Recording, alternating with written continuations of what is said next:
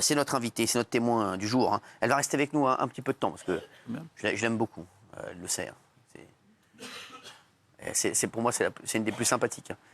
Vous êtes content de l'avoir ? Vous l'avez déjà rencontrée ou pas ? Non, juste la première fois. C'est une des seules stars de la politique. Hein. Oui. Elle est avec nous ce soir. Enfin, à chaque fois que je l'appelle, elle est chez le coiffeur. J'espère qu'elle va pouvoir. Allez, Nadine Morano est avec nous. Applaudissements pour elle.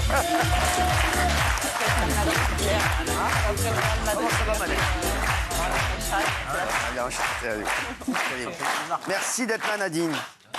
Alors, on est content de vous recevoir. C'est la première fois que vous venez ? Oui. C'est fou, alors on avait calé plein de fois et vous n'êtes jamais venu en vrai. Oui, et je vous avais proposé de venir le 9 mai parce que c'était le jour de l'Europe, mais vous faisiez le pont.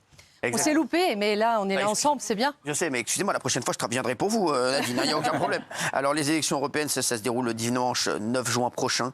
Et franchement, je trouve qu'on en parle énormément, des élections européennes. Je voudrais rappeler un petit truc, très important sur les élections européennes. J'en profite que Nadine Morano soit là. Je le répète aux téléspectateurs et à ceux qui vont aller voter le 9 juin. Sachez que les élections européennes, ça n'a rien à voir avec les élections présidentielles.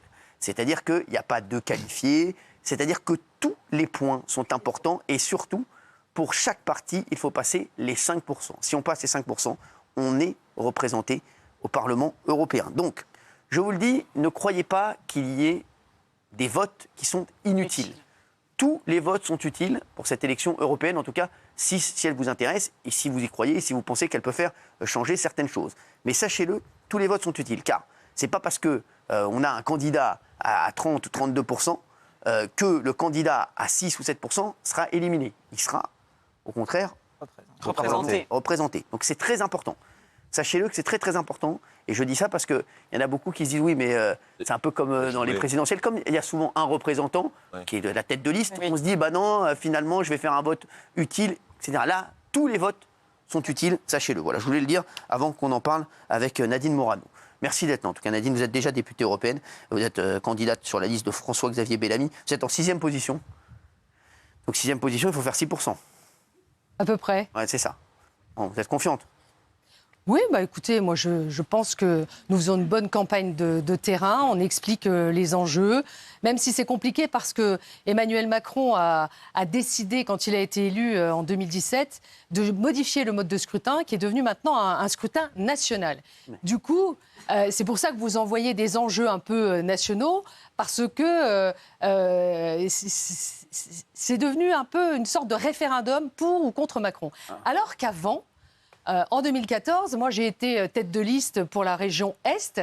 Le scrutin des élections européennes était un scrutin régional. Pourquoi est-ce que ce scrutin était régional ? Parce que Jacques Chirac, à l'époque, en 2004, avait estimé qu'il était important de rapprocher l'Europe et les citoyens, en fait, de ce que peut représenter le Parlement européen. Et donc, il voulait des députés européens ancrés dans les territoires. Et comme nous, en plus, on a une force territoriale avec beaucoup de maires, de conseillers régionaux, départementaux, députés, sénateurs, Emmanuel Macron, quand il a été élu, son parti politique, En Marche, c'était un parti politique 2.0 en fait. Donc il n'avait pas de maire, de conseiller départemental. Alors il a dit, bah, tiens, je vais changer le mode de scrutin, je vais faire un scrutin national. C'est malin quand même. Bah, du coup, ça lui revient en boomerang un peu dans la figure parce que cet enjeu s'éloigne des enjeux européens et de la représentation de la France, qui est essentielle au sein du Parlement européen, et devient un référendum pour ou contre Emmanuel Macron, puisque Jordan Bardella, le Rassemblement national, joue à fond cette carte, en faisant croire qu'ils peuvent demander la dissolution de l'Assemblée nationale. Je peux vous dire quelque chose. Je n'y crois pas un instant. Alors ça, il ne faut pas rêver. Sachez que ça ne bougera pas. Je vous le dis. Non, ça ne bougera pas. Ça ne bougera pas. On est d'accord avec Nadine Morano. Sachez que ça ne bougera pas après les élections européennes. Même si le RN fait 50% ou 70%, sachez que voilà, le gouvernement actuel sera exactement le même et Gabriel Attal sera toujours le chef du gouvernement. Donc ça, ne rêvez pas. Ça, vraiment, ça n'arrivera pas du tout. Sachez qu'ils iront jusqu'au bout. Merci de le rappeler. Non, mais je le rappelle. Ils iront jusqu'au bout, sachez-le. Ils iront jusqu'en 2027, comme prévu. C'est comme si vous voyez un chroniqueur qui est assis ici, qui est bien au chaud, qui gagne bien sa vie, qui ne va pas aller jusqu'à la fin de son contrat. Non, ça n'existe pas. Voilà, donc sachez-le, ça n'existe pas aussi en politique, donc il faut arrêter de rêver. Rideau, merci. Donc voilà, ça on arrête, ça on n'y croit pas du tout. Nadine Morano, ça fait combien de temps que vous faites de la politique, Nadine ? Eh bien, moi, je me suis engagée assez jeune. Oui, c'est ça, parce que ça fait... On a l'impression que... Moi, j'ai pris ma carte. Vous êtes jeune encore, et on a l'impression que vous êtes là depuis des années. J'ai 60 ans maintenant, donc... Ouais, mais vous êtes jeune, bah regardez... oui, mais en fait, j'ai pris ma carte au RPR quand François Mitterrand a été élu en 1981. Ah ouais. Je n'avais pas 18 ans, j'avais pas pu voter parce que je suis née au mois de novembre. Et quand j'ai vu François Mitterrand, moi j'ai grandi dans une famille gaulliste, dans une famille d'ouvriers où on croit au mérite, au travail. J'ai grandi dans un quartier populaire. Et, qui est à Nancy. Hein. Oui, à Nancy, ça, dans la plus grande bar d'Europe à l'époque, qui s'appelait le Cèdre Bleu. Et en fait, voir François Mitterrand, c'était contraire à mes convictions profondes. Du gaullisme. Déjà. Ouais, déjà. Ah ouais. J'avais des parents qui étaient très passionnés d'histoire, d'actualité. Et, on peut venir d'un milieu modeste, grandir dans un quartier populaire et avoir aussi des références. Moi, j'étais dans ce quartier populaire à l'école, au CM1. On nous apprenait à chanter la Marseillaise et le chant des partisans. Ah ouais. Donc on sortait de primaire, on savait chanter la Marseillaise et le chant des partisans. Eh ben maintenant, il chante Ayana Kamura. Hello papi, mais qu'est pas ça. Pardon. Hello papi, mais qu'est pas ça, j'entends des bails sur toi. Hein. Oui, voilà, mais je vous le dis. Nadine Morano, François-Xavier Bellamy, c'était le bon choix pour représenter votre parti ou pas? Ah, moi, je pense que c'est Il se révèle là. Oui, il a beaucoup changé depuis 5 ans. Même là, depuis 5 jours. Vous savez, dans un contexte compliqué où on voit qu'il y a une faillite dans le système éducatif, dans notre système scolaire, François-Xavier Bellamy est enseignant. Il a enseigné pendant plus de 10 ans. Philo, non? Oui, en philo. Ah, je sais. Et c'était pas ma matière préférée, je dois dire. J'étais plus passionnée d'histoire, de français, de maths et d'anglais, mais quand même. De tout quoi. Mais en franchement, petite parenthèse, vous avez fait quoi comme étude, Nadine Morano? Parce que là, quand vous me dites tout ça, je suis passionné de français, d'anglais, d'histoire et de maths. J'ai fait du droit et après j'ai fait un DESS d'information, communication, organisation des entreprises. Et pour en revenir à François-Xavier, objectivement, pour en revenir à François-Xavier. Moi, j'aime beaucoup l'entendre présenter sa vision politique, qui est puissante, je dois le dire. Il le fait avec beaucoup de respect, avec beaucoup d'intelligence. Et quand il est au Parlement européen, c'est quelqu'un qui est à la fois respecté pour son jeune âge. Alors, c'est vrai que la première élection, il était un peu timide sur les plateaux. Ouais, maintenant, ça y est. Hein. Maintenant, il y va, quoi. Bien sûr, je l'ai vu la dernière fois avec Louis Boyard. Et il faut vraiment... D'abord, il y va, là. J'ai vu que il s'est même amélioré pendant la campagne, je trouve. Mais bien sûr. Il a fait comme ça, là, au niveau de la campagne. Ce garçon fait partie des pépites de la droite. Ah ouais? Ouais. Ah ouais. Pépites. Ah oui, des pépites de la droite. Pépites. Ah, je pense qu'il est... Il pourra... Oui, je pense que c'est quelqu'un qui a une grande valeur. Non, mais franchement, moi aussi, je dis qu'il est pas... Et il est venu ici 2 fois, d'ailleurs. Et depuis... Je ne dis pas ça, mais depuis qu'il est venu ici, c'est comme ça. Hein. Il est sur le tire-fesse du succès. Non, mais je vous le dis. Et depuis qu'il est venu, j'ai vu, il fait plein de coups d'éclat. Moi, j'ai adoré ce qu'il a fait sur le débat Attal-Jordan Bardella. Je suis désolé, je trouvais ça. Il a tout à fait raison. Je suis d'accord avec lui à fond. Bien sûr. Quand il est allé voir Godefroy de Montmirail, là, Louis Boyard, là. Il faisait encore le Gugus, parce que Louis Boyard, c'est le seul mec. Le mec, il croit qu'il est. Non, mais lui, on a l'impression qu'il travaille dans un centre aéré. Il est tout le temps dehors. Louis Boyard, on déconne. Il part avec ton petit sac à dos et son goûter, ses choco-BN, et ici, où je vais bien pouvoir foutre le bordel. Non, mais lui, c'est devenu, c'est un génie, lui. Encore, ou sur un camion, ou dans la rue, truc, il fait comme ça, et puis il dit, tiens, allez, faites-moi la coupe à la Godefroy de Montmirail, on est parti. Donc là, je l'ai vu avec Louis Boyard, c'était incroyable. Et c'est vrai que il est, même au débat, là. Ouais, et vu, bon, hein. il est de mieux en mieux. Et puis en plus, il est réveillé. Contrairement à Raphaël Glucksmann. Non, mais c'est vrai. C'est important déjà des gens réveillés lors d'un débat. Parce que Raphaël Glucksmann, c'est le seul gars, il a passé tout le débat à dire son nom et son prénom. C'est bon, on a compris qui t'étais. C'est le seul gars, il a dit je suis Raphaël Glucksmann, je m'appelle Raphaël Glucksmann. Tout le débat. Les mecs, on a l'impression qu'ils étaient dans sa chambre. Il a dit sous dans ma chambre, je viens de me réveiller. C'est un truc de fou. Bon, c'est Raphaël Glucksmann, voilà, il a toujours la gueule en biais. Bon, c'est pas grave. Si vous me permettez. Bien sûr, je vous permets Si tout. vous me permettez, j'ai été élue députée nationale à l'Assemblée nationale.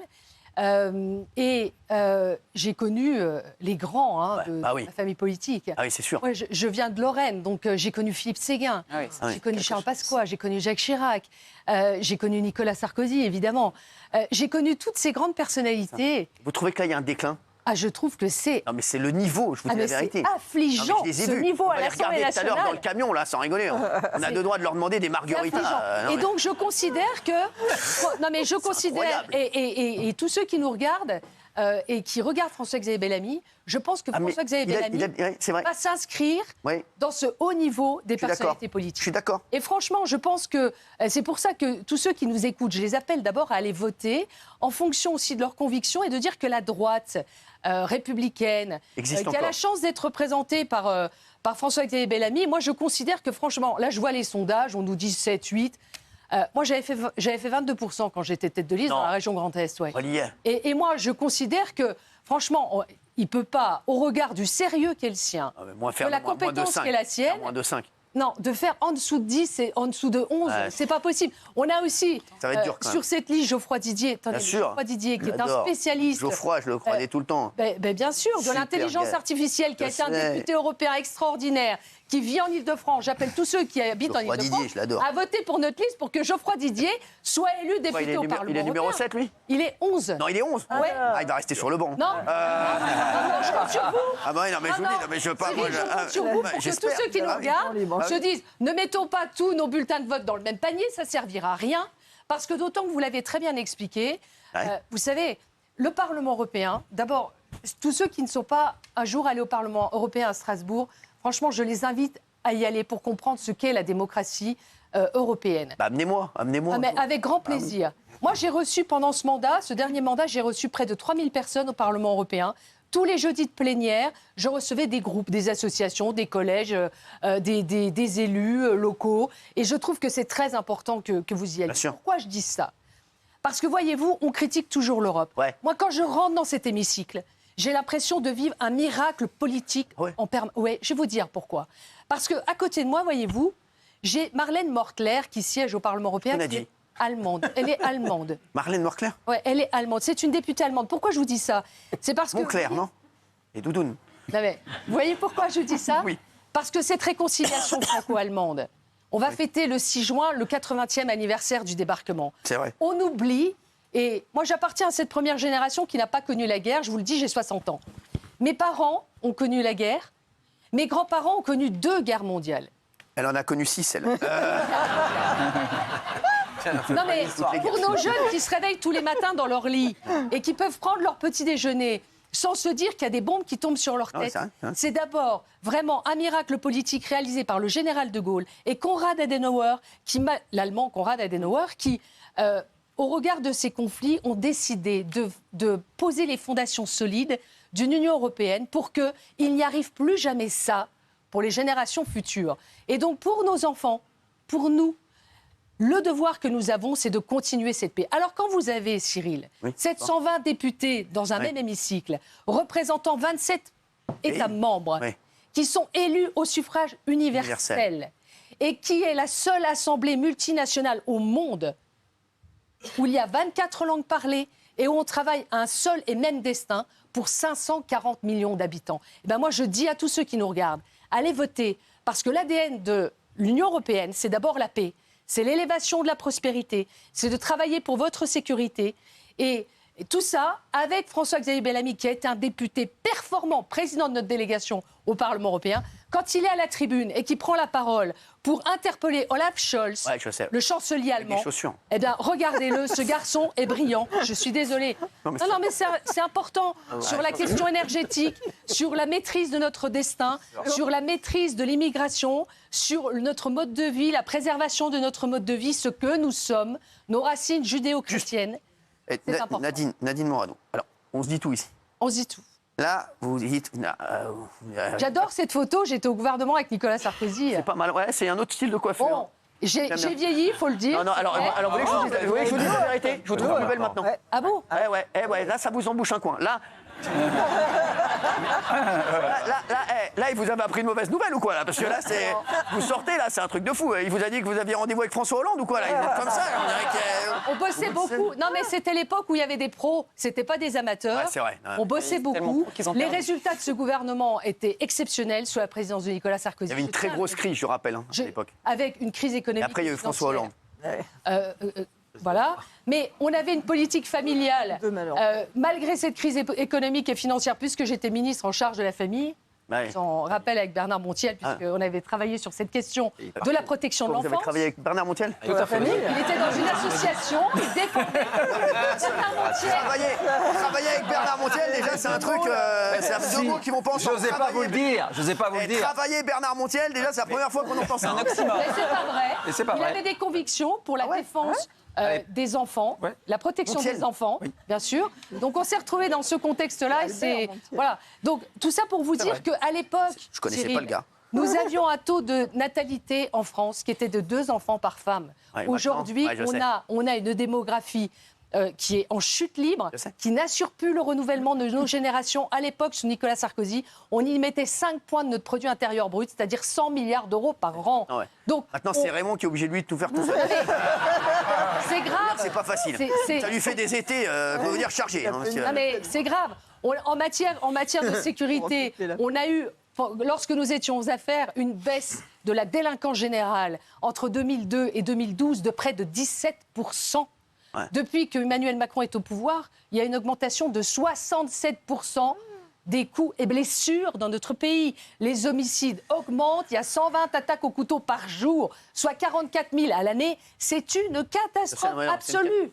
On ne sait pas alors. Bon, juste. ne parlons même pas de la politique étrangère qu'il a, avec ce qui se passe en Russie, en Ukraine. On va en parler dans un instant. Juste, Nadine Morano, j'ai vu un truc où vous étiez un peu énervé d'être 6e sur la liste. Vous avez dit avec des inconnus avant moi. Ça, c'est vrai. Là, Hanouna, il a de la mémoire. Ouais, alors je me suis pas énervée, c'est pas le terme. Ouais. C'est que. Parce que vous avez dit, il y a Jean-Louis Choucroux, notre truc, on ne les connaît pas. C'est pas une question de notoriété. C'est une question que notre famille politique est confrontée à c'est à la fois une difficulté et un défi. C'est-à-dire que comme nous considérons que notre parti politique est un parti implanté partout dans nos territoires, je vous rappelle qu'on a plus de 250 parlementaires avec nos sénateurs, nos députés, plus les régions que nous présidons, avec Laurent Wauquiez, avec Xavier Bertrand. Donc, Il est bien, Laurent Wauquiez. oui, mais c'est un bon président de région et qui se prépare pour l'élection présidentielle. Ah oui. Mais il fallait, comme Xavier Bertrand, comme d'autres, mais enfin bon, bref, on a beaucoup de talent chez nous. Il y a Valérie Pécresse, ici, en Ile-de-France, qui est une excellente super présidente de région. Non mais, excusez-moi, c'est une bonne présidente de région. Ah, franchement, super. Elle a été réélue, ça veut dire que les gens lui ont accordé Non, elle est sa super, confiance. Valérie. Et je considère qu'en fait, il nous fallait avoir sur cette liste une représentation territoriale. C'est-à-dire qu'on a la Bretagne représentée, nous sommes 2 avec Nathalie Colin-Osterlé, nous sommes 2 sur le secteur Est avec la Moselle.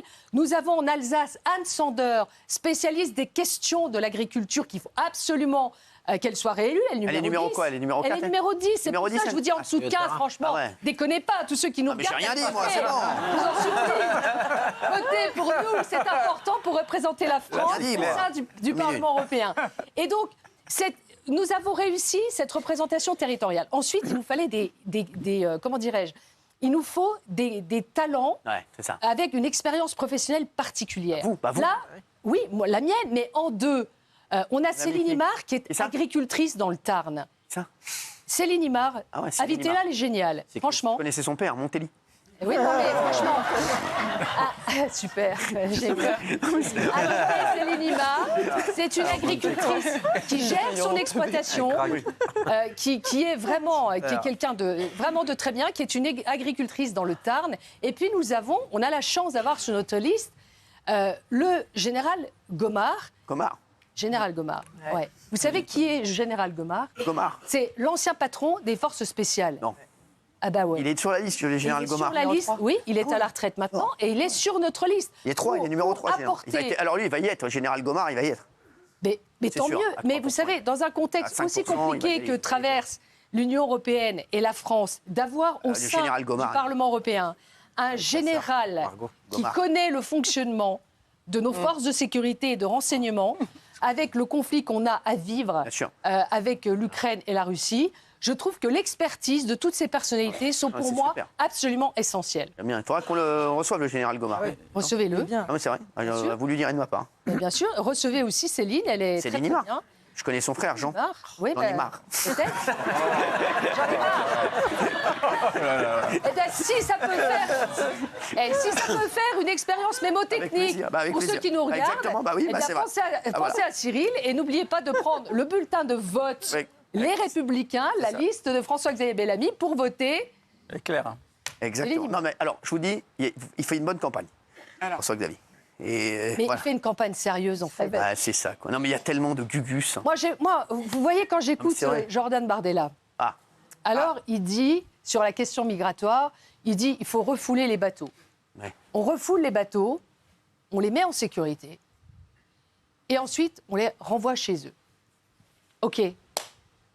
Il est gentil, Jordan. Non, mais on s'entend bien, on débat ensemble. On s'entend bien, on débat ensemble. Mais je lui dis, écoute, d'abord le refoulement, tu ne peux pas faire de refoulement de bateaux. Secondo, tu les mets en sécurité où, les bateaux? Donc ça veut dire on les refoule, on leur dit, vous ne venez pas, mais on vous met en sécurité où? Même en Italie, même Giorgia Meloni n'a pas réussi à mettre un bateau en sécurité ou à refouler un bateau. C'est vrai, ça c'est vrai. Ensuite, ça, c'est vrai. On les renvoie. D'où ils sont arrivés. Ah oui. Donc, tu rentres dans les eaux territoriales d'un État et tu lui dis ah ben il y a un bateau là, s'il vous plaît. Eh non, ça marche pas comme ça. Donc le sérieux, Cyril, c'est sur notre liste parce que l'immigration, on parle pas de petits pois, on parle pas de boîtes de conserve, on parle d'êtres humains. Et donc c'est un sujet grave et sérieux. Et donc pour faire en sorte de stopper cette immigration illégale, il faut prendre plusieurs mesures qui peuvent être réalisables et faisables. Vous avez réussi, vous, quand il y avait Nicolas Sarkozy au gouvernement ou pas? On n'avait pas une poussée migratoire comme ça, parce que la poussée migratoire est arrivée avec le conflit en Syrie, rappelez-vous, donc en 2015. Et donc on a été confronté à une énorme poussée migratoire, et puis avec un développement des filières qui se sont organisées. Moi, je suis allée sur l'île de Lampedusa. Une île où vous avez 6 000 habitants, et où en 48 heures étaient arrivées 11 000 personnes sur les embarcations. Comment vous faites quand vous êtes sur une île de 6 000 habitants et que vous avez 11 000 personnes qui arrivent et que le centre de rétention administrative qui est là, ce centre d'accueil et d'enregistrement, n'a que 385 places? Le maire nous dit, vous savez, c'est bien, hein, vous êtes venus en mission d'études, vous n'êtes pas les premiers, vous ne serez sans doute pas les derniers, mais moi je vais vous dire une chose, la morgue est saturée, le cimetière est saturé. Le système de traitement des eaux est saturé. Donc, qu'est-ce qu'on fait quand on est sur une île comme ça?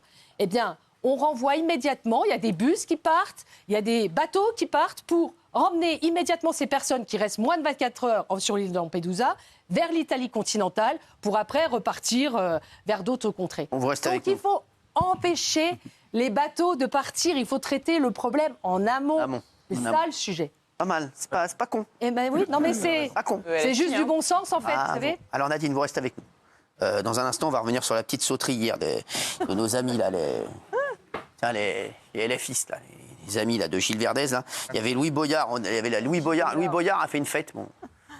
Vous allez voir ça dans un instant. On va revenir sur tout ça, on va revenir sur ce qui se passe à l'Assemblée, c'est inadmissible. Franchement, c'est catastrophique. On va revenir sur tout ça dans un instant avec Nadine Morano. Et Nadine, bien sûr, je vous poserai la fameuse question du bateau. Exactement.